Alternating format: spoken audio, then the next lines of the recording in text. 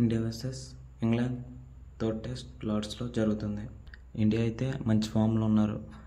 Last match గెలిచి మళ్ళీ మూడో టెస్ట్కి వస్తున్నారు. సిరీస్ అయితే ఈక్వల్గా ఉంది. ఈ నెక్స్ట్ మ్యాచ్ ఎవరు గెలుస్తారో వాళ్ళు 2-1గా ఈ సిరీస్లో లీడ్కి వెళ్తారు. ముందుగా ఇండియా వచ్చి టీం గురించి చూసుకుంటే సేమ్ టీమ్గానే వెళ్తారు. అందరికీ తెలిసిందేనే బుమ్రా వచ్చేసి టీంలో ఉన్నాడనేసి. కానీ బుమ్రా ఎవరి ప్లేస్లో ఆడతారనేసి ఇప్పటి వరకు కన్ఫర్మ్ చేయలేదు. మ్యాక్సిమం నాకు తెలిసిన బట్టి బుమ్రా వచ్చేసి వాషింగ్టన్ సుందర్ ప్లేస్లో ఆడవచ్చు. ఎందుకంటే లార్డ్స్ పిచ్ వచ్చేసి బౌలింగ్ పిచ్, బౌలర్స్కి బాగా అనుకూలిస్తుంది కానీ స్పిన్నర్స్కి అంత అనుకూలంగా ఉండదు. పిచ్ మీద వచ్చేసి చాలా గ్రాస్ ఉంది. ఫాస్ట్ బౌలర్స్కి అనుకూలిస్తుంది. డే 3, డే 4 అయితే బ్యాటింగ్కి కొద్దిగా అనుకూలం అనుకోవచ్చు.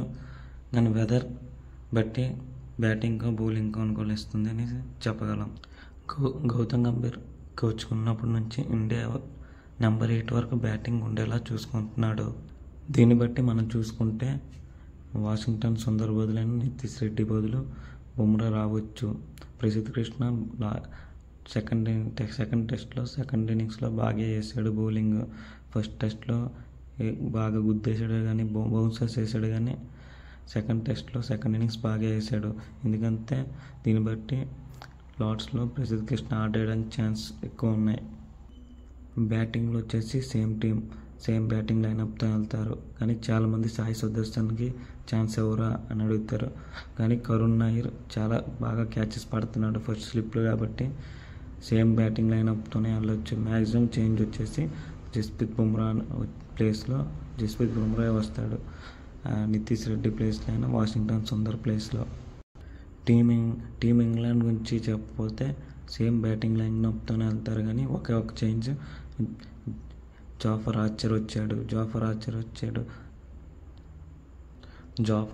వచ్చేసి 3 years తర్వాత మళ్ళీ టెస్ట్ మ్యాచ్ ఆడబోతున్నాడు. అతని బౌలింగ్ని మన ఇండియన్ బ్యాట్స్మెన్ ఓపెనర్స్ కానీ బాగా ఆడారు అనుకో మళ్ళీ పెద్ద స్కోర్గా చూడొచ్చు. ఇంగ్లాండ్ బౌలింగ్ లైనప్ ఇండియాకంతా వీక్గానే ఉంది కానీ వాళ్ళ బ్యాటింగ్ మాత్రం బాగానే ఉంది. మనం సెకండ్ టెస్ట్లో చూసుంటాం. జెమ్మీ స్మిత్, హ్యారీ బ్రూక్ ఫస్ట్ ఇన్నింగ్స్లో ఆడారనేసి 303 పార్ట్నర్షిప్ చేశారు.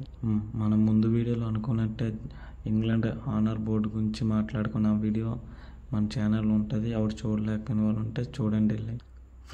ఫ్రెండ్స్ నాకు వచ్చి ఆనర్ బోర్డులో సిరాజ్ వచ్చేసి ప్లేస్ అవుతాడని నమ్మకం ఉంది గట్టిగా. ఎందుకంటే లాస్ట్ టెస్ట్ మ్యాచ్లో లార్డ్స్లో జరిగిన టెస్ట్ మ్యాచ్లో ఫస్ట్ ఇన్నింగ్స్లో 4 వికెట్లు తీసుకున్నాడు. అదే సెకండ్ ఇన్నింగ్స్లో 4 వికెట్లు తీసుకున్నాడు.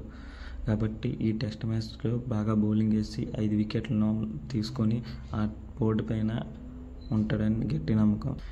ఇంగ్లాండ్ టీంకి వచ్చేసి చూస్తే one change only Jofra Archer వస్తాడు. టీం మాత్రం ఓడిపోతే మాత్రం థర్డ్ టెస్ట్లో చాలా ప్రెషర్ పడుతుంది బెన్ స్టోక్స్ పైన.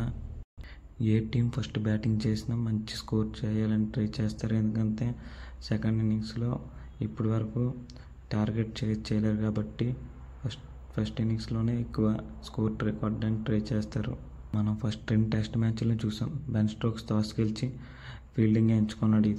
మరి మూడో టెస్ట్లో కూడా అలాగే చేయొచ్చు. ఫస్ట్ 2 టెస్ట్ మ్యాచ్ అలాగే టాస్ గెలిచి ఫీల్డింగ్ ఎంచుకునేలాగే మూడో టెస్ట్ మ్యాచ్ కూడా ఫీల్డింగ్ ఎంచుకోగలడు. ఇండియా లాస్ట్ 2 టెస్ట్ మ్యాచ్లు లార్డ్స్లో గెలిచేవి ఫస్ట్ బ్యాటింగ్ చేసి గెలిచారు. దీన్ని బట్టి ఇండియా మాత్రం టాస్కి వెళ్తే ఫస్ట్ బ్యాటింగ్ చేయాలని కోరుకుంటున్నాను. చాలామంది నా వీడియోస్ చూస్తున్నారు, లైక్ చేయట్లేదు, షేర్ చేయట్లేదు, అనగానే నా ఛానల్ని సబ్స్క్రైబ్ చేసుకోవట్లేదు. ప్లీజ్ ఫ్రెండ్స్ మా ఛానల్ సబ్స్క్రైబ్ చేసుకోండి, లైక్ చేయండి, కామెంట్ చేయండి.